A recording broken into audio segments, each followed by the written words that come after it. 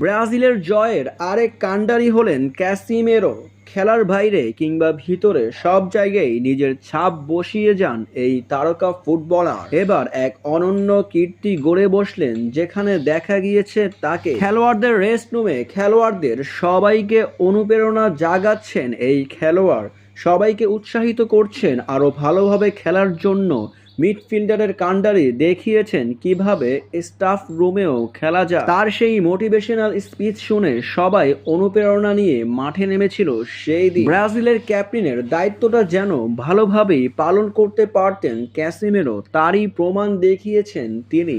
মাঠের খেলার পাশাপাশি তার বাহিরেও সবাইকে অনুপ্রেরণা জাগিয়েছেন এই খেলোয়াড়। সকল খেলোয়াড়দের উদ্দেশ্যে ক্যাসিমেরোর সেই বার্তাটি ছিল, আমরা যদি ভালো খেলতে পারি আমাদের দেশের জন্য ভালো হবে। আমাদের দেশের মানুষ আমাদের দিকে তাকিয়ে আছে। ব্রাজিল কি হারতেই শিখেছে, নাকি ব্রাজিল জিততেও পারে, এমনটা প্রমাণ করে দিব আমরা মাঠে। মিডফিল্ডার থেকে কোনো বল ওদিকে যেতে দেব না আমরা, এমনটাই বিশ্বাস নিয়ে মাঠে নামবো। প্রতিপক্ষকে ঘাম ঝরিয়ে তাদের জালে বল পাঠাবো, এমনটাই বিশ্বাস নিয়ে সবাই মাঠে নামবো, এমনটাই বললেন ক্যাসিমেরো। ক্যাসিমেরোর বিশ্বাসে সেদিন ব্রাজিল 3-0 গোলে হারিয়েছিল চিলিকে।